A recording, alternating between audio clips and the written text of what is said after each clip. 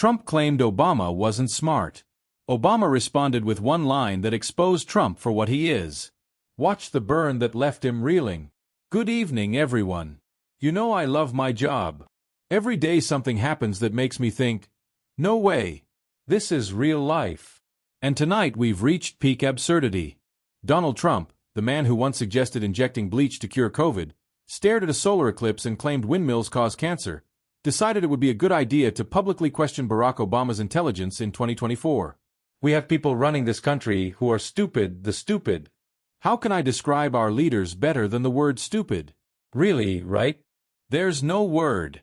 You know, I used to say grossly incompetent, but stupid stronger, isn't it? I don't. As if we don't have Google. As if we don't remember the last decade. Now, Obama didn't just respond. Oh no. He delivered a surgical strike of verbal devastation that could be heard from space. Here's the background. Trump, standing under those fluorescent lights, looking like a radioactive orange, decided to question Obama's intellect. Obama, the constitutional law professor, Harvard graduate, and two-term president, is somehow not that smart, according to Trump. The crowd, of course, cheered like they were at a spelling bee and just heard cat. But here's where the universe gives us some karmic justice. Obama, at a completely different event, gets asked about Trump's comments. He smiles. The same smile he had when he roasted Trump at the White House Correspondents' Dinner in 2011. There is a vicious rumor floating around that I think could really hurt Mitt Romney. I heard he passed universal health care when he was governor of Massachusetts. Someone should get to the bottom of that. And I know just the guy to do it. Donald Trump. Obama pauses. The room goes quiet. And he says, you know, I'd respond to that, but I try not to punch down. Besides, I'm too busy reading. You remember reading, right? Those things with pages, not pictures, actual words. The room explodes.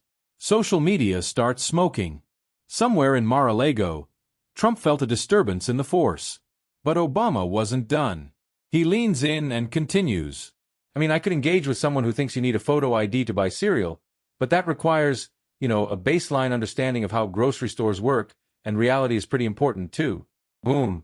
Obama just obliterated him with style and grace. Now, let's talk about the irony here.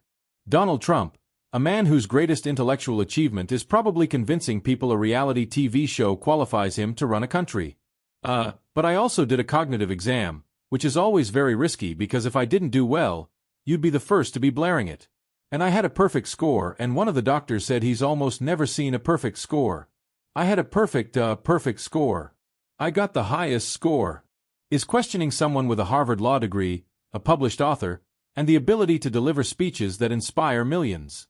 No one is happier, no one is prouder to put this birth certificate matter to rest than the Donald. And that's because he can finally get back to focusing on the issues that matter. Did we fake the moon landing?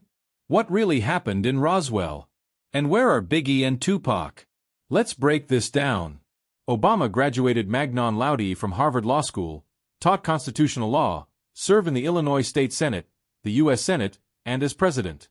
He wrote books, not ghostwritten by anyone.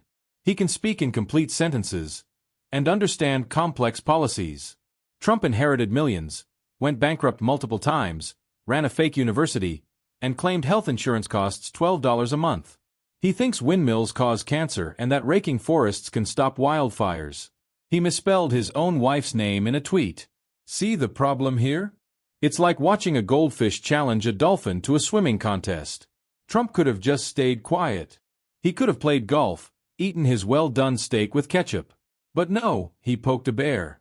Obama, the articulate, intellectual bear. Obama's response, pure genius. He didn't yell. He didn't rant. He calmly dismantled Trump with humor and grace, showing that when you're actually intelligent, you don't have to prove it by shouting. Now, Trump's intellectual hits include the time he thought airports existed during the Revolutionary War, stared at a solar eclipse, and suggested arming teachers to prevent school shootings.